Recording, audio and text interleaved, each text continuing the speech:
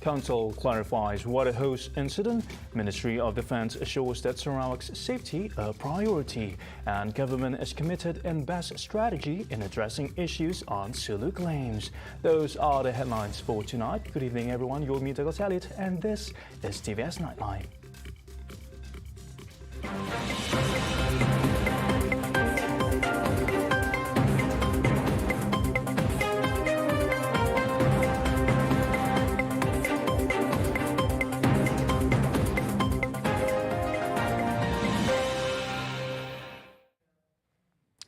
We'll begin with our top story. Kuching Fest entered its first week on Friday, with record attendance over its first weekend. However, the festivity was marred by a video circulating online that depicts a staff at the drinks stall making drinks with what appeared to be water from a hose that was picked up from the floor. This evening, Kuching South City Council MBKS Mayor himself, Dr. Wee Hong Seng, clarified that the water used was not from a pipe, but in fact filtered water. Appearing during a Facebook Live session, we explained that water used to make drinks at the festival is safe to be consumed. However, we said that the stall was issued a warning letter this morning following the hygiene lapse and the food safety concerns. Also appearing during the live stream was the stall operator, who admitted their lapse in judgment and made a public apology for their negligence. The stall operator also assured the water supplied for the drinks is clean and safe for consumption. Senior Defence Minister Dr. Sri Hishamuddin Hussein is scheduled to pay a courtesy visit to the Premier of Sarawak, Dr. Petinggi Tan Sri Abang Johari Tun Openg, to discuss the latest developments concerning security issues involving Sarawak, stressing that Sarawak's security is always a priority to the Ministry of Defence. Dalam konteks keselamatan Sarawak, saya akan edarkan apa yang telah pun kita rancang, dan perkara ini merupakan sesuatu yang kita tak akan pernah kompromi. Dan ini akan saya bawa kepada Premier Sarawak esok, dan saya akan bincang apa lagi keperluan kita di Sarawak ini sekurang-kurangnya untuk meyakinkan rakyat Sarawak bahawa dalam apa jua keadaan you can rely on ATM dan MINDEF. Earlier, Hishamuddin officiated the Penrisen Army Camp Polyclinic in Kuching on Friday, insisted that the Littoral Combat Ship LCS project has to continue as many parties are involved. Jadi bila dia kata nak batalkan, maknanya anggota kita, tentera laut kita akan marah. Keduanya, begitu ramai vendor yang terlibat dengan LCS ini, kalau sekiranya dibatalkan, terpaksa gulung tikar. He was commenting on the statement by the opposition leader Datuk Seri Anwar Ibrahim, who requested the government to halt the LCS project, and calling it a political ploy by the opposition. The government is committed to find the best strategy to resolve the issue on the claims made by the SULU group against the Malaysian government. Minister in the Prime Minister's Department, Parliament and Law, Datuk Sri Dr. Wan Junaidi Tuanku Jaafar, said this includes by setting up a task force to ensure victory for the sake of national interest.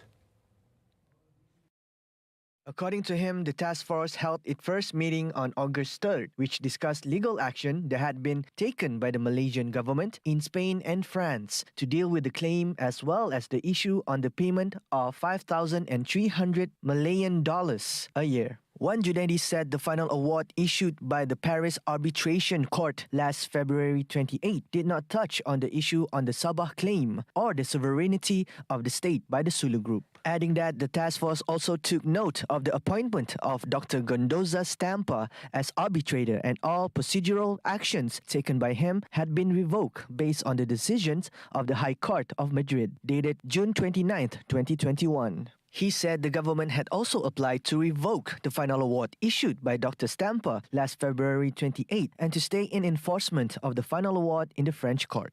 The French court allowed the application for stay of the enforcement of the final award last July 12.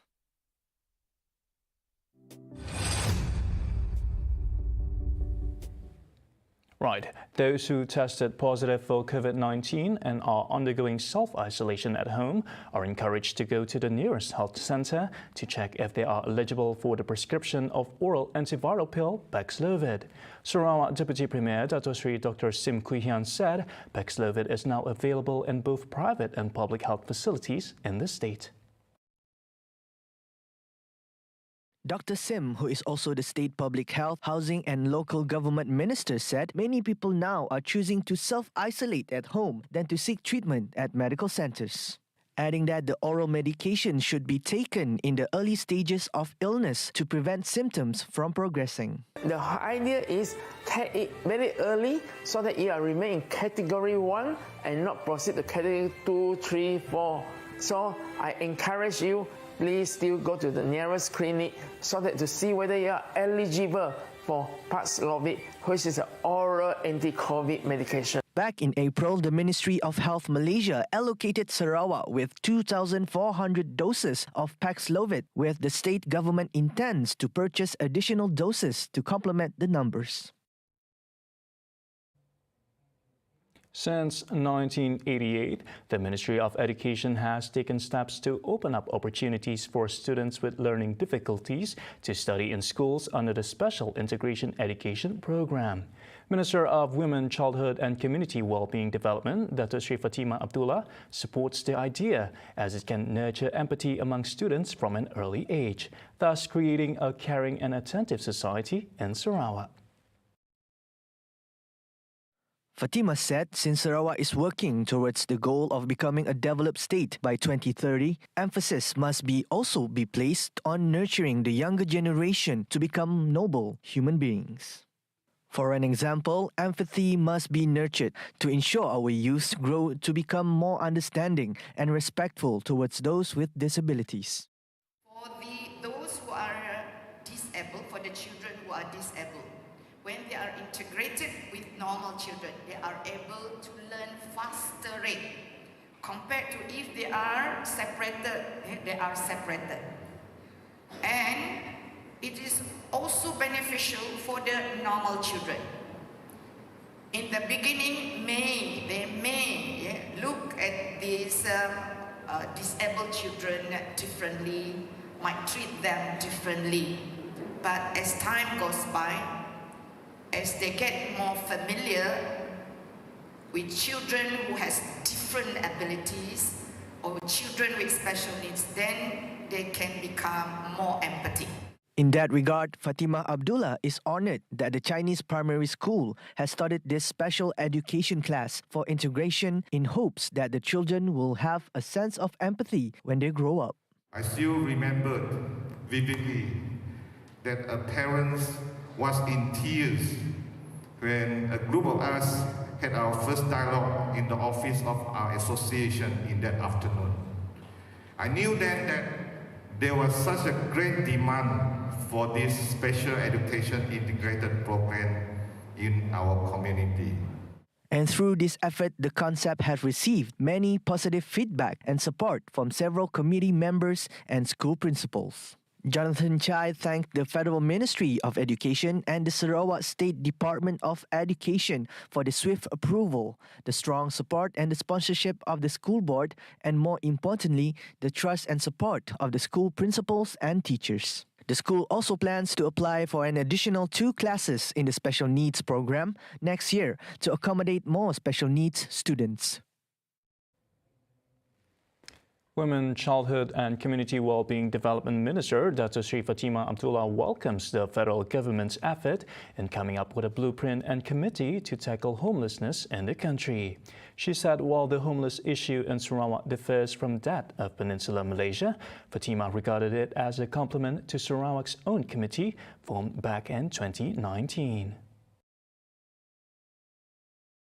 Menangani isu gelandangan ini memerlukan tindakan bersepadu, and because of that, disebabkan itu maka kita telah mewujudkan satu jawatan kuasa yang terdiri daripada interagensi. Fatimah said there are few factors that contributed to homelessness, including loss of job, drug-related issues, family problems, and mental health problems. adding that the data collected from the Sarawak's homeless individuals' profiles led to the planned establishment of transit place for the homeless in the state, with one each in Kuching, Miri, Bintulu and Sibu. On Wednesday, Prime Minister Datuk Seri Ismail Sabri Yaakob said a blueprint and committee on the homeless will be established to tackle the issue of homelessness in the country. In crime development, a 27-year-old man claims trial to 4 charges of drug trafficking after being caught with 18 kilograms of illicit drugs. Spencer Senna Edwin Duin was charged under Section 39B Bracket 1 Bracket A of the Dangerous Drug Act 1952 and punishable under Section 39B Subsection 2 of the same Act, which carries life imprisonment with whipping or death penalty. On February 26, he was caught trafficking substances believed to be methamphetamine and ketamine, weighing 18,467.8 grams, hiding in rice and Chinese tea bags, to be distributed to different locations in the city. When he was nabbed by the police at Batu Kitang Cafe, where he was suspected of carrying drugs to Kampong Bumbok. High Court Judicial Commissioner Alex Hugh How Wai fixed September 5th for case management. Spencer is being represented by counsel Stephen Betty and Gerald Donald, while the prosecution is led by Deputy Public Prosecutor Musli Abdul Hamid. A search and rescue effort was activated for a missing 10-year-old boy after he went missing when the boat he was traveling in collided with a barge in Kapit this morning. According to Fire and Rescue Bomba Department, the incident occurred at the Tongkang Wharf at around 9:30 a.m. The 10-year-old boy was identified as Jenggut Antas. The boy and his family of 4 were making their way to Kapit Town when the incident struck. Kita difahamkan perahu mereka kemudian hanyut sebelum terlanggar tongkang yang sedang berlabuh di tebing sungai. Akibat itu perahu mereka karam. Bapa mangsa bersama isteri dan seorang lagi anak mereka berjaya berenang ke tebing untuk menyelamatkan diri, manakala Jenggut hilang di bawah arus deras. The multi-agency search and rescue operation is conducted by Bomba, Police and Civil Defence Force. Coming up right after the break, Bonnie wins Malaysia's 4th gold and Commonwealth, and Thailand reports first female monkeypox case. Right here on TVS Nightline. Stay tuned.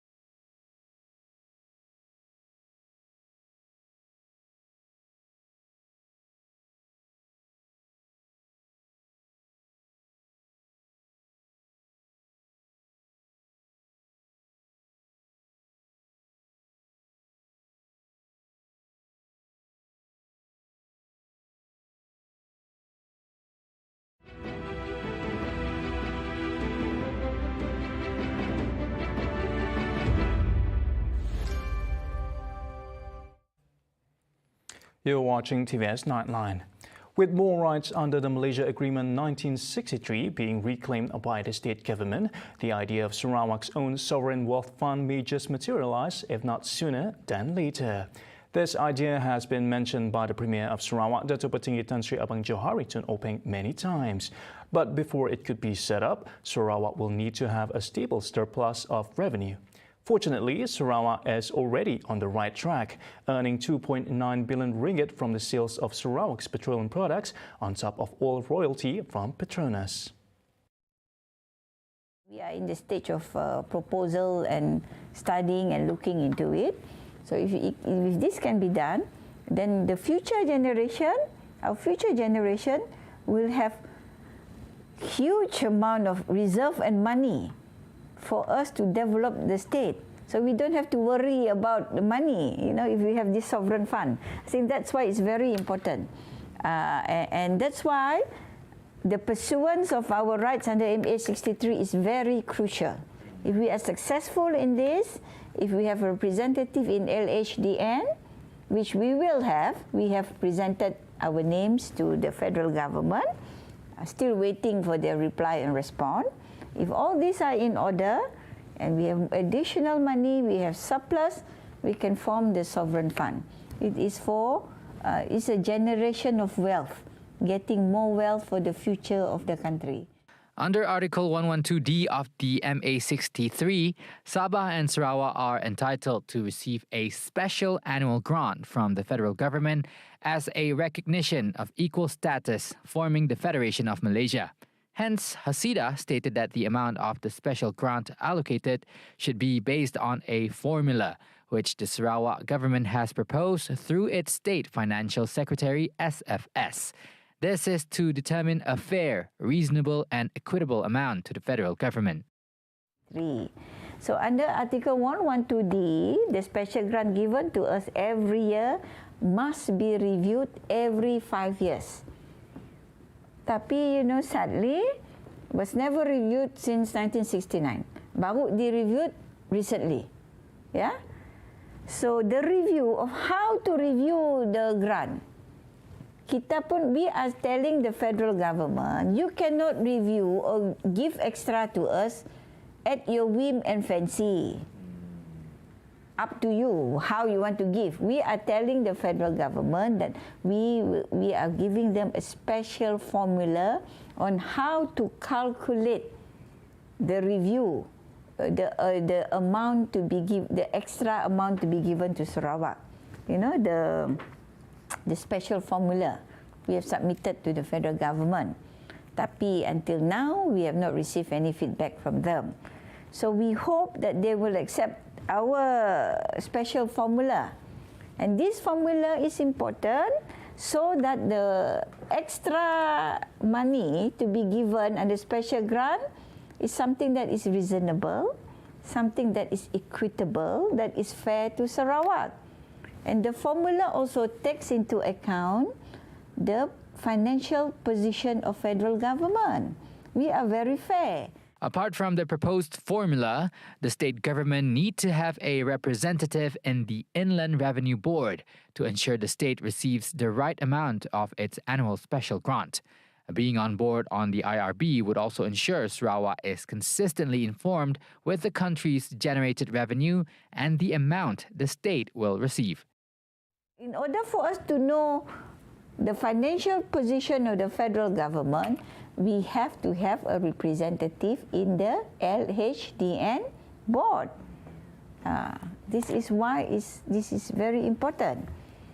In order for us to ensure that the money or the provisions or the allocation given to us under special grants are fair and equitable and reasonable for the state. But our job is to just present it to the federal government. That formula is a fair formula. Macam kini tu, punya nak madang increase saja. Suka hatinya kah? Suppose yang buat kita 10 million lebih lah, buat contoh.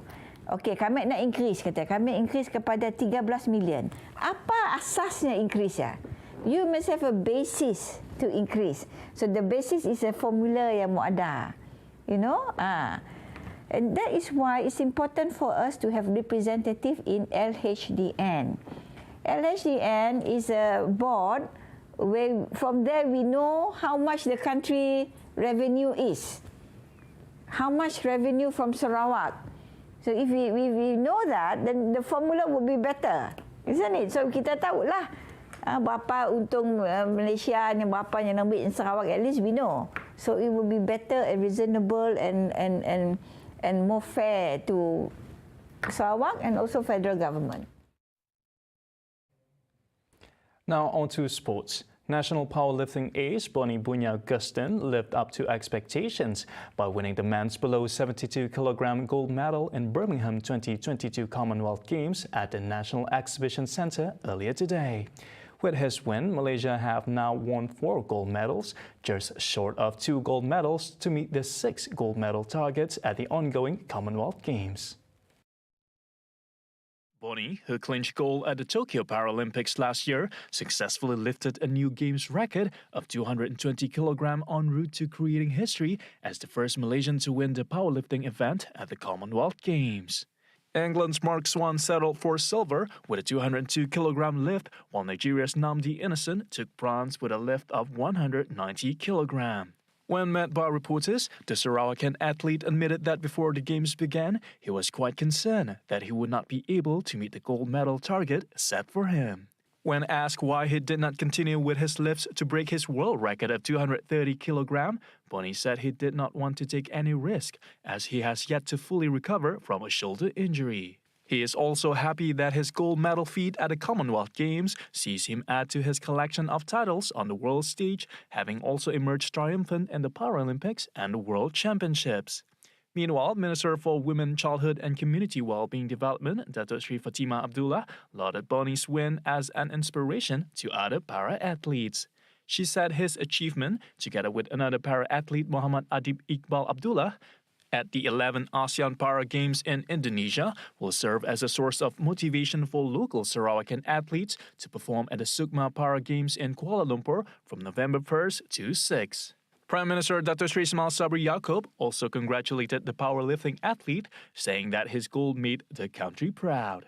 The victory more than makes up for the disappointment the 23-year-old Boni felt when he finished 4th in his Games debut at the 2018 edition in Gold Coast, Australia. Boni had also created history when he won the world title twice in 2019 and 2021. With Boni's win, the national contingent now has 4 gold, 2 silver and 3 bronze medals.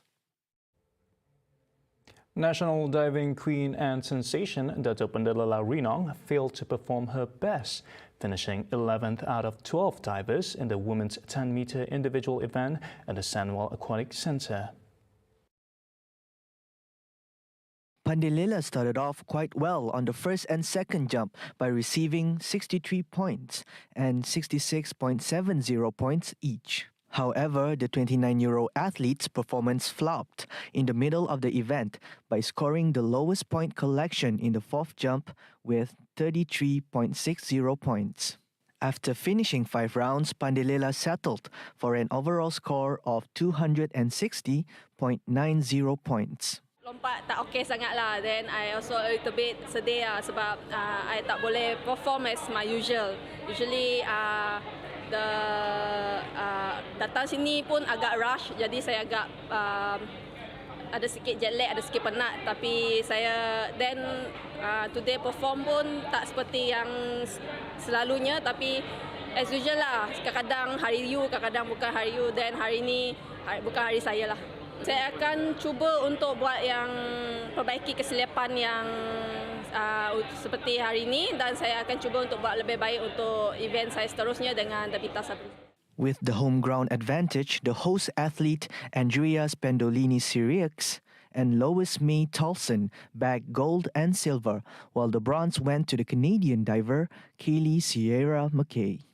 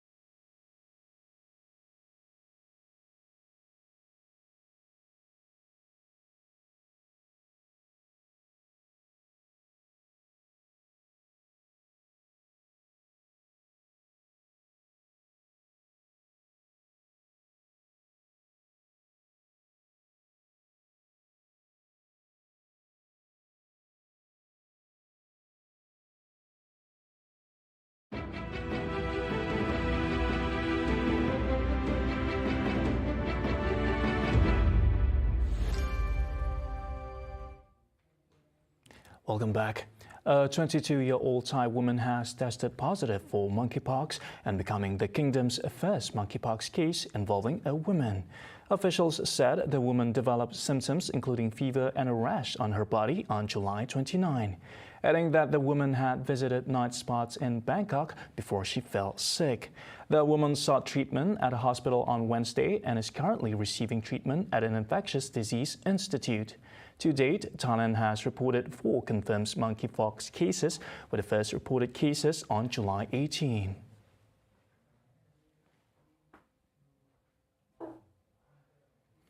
Still in Thailand, 13 people have been killed while 35 others were injured after a fire broke out at a nightclub in Thailand's Chonburi province in the early hours on Friday. According to officials, the fire at the Mountain Bee nightclub had started at about 1 a.m. local time, and all the victims were Thai nationals. It is learned that the fire occurred while a live music performance was ongoing, and an investigation into the cause of the fire is ongoing.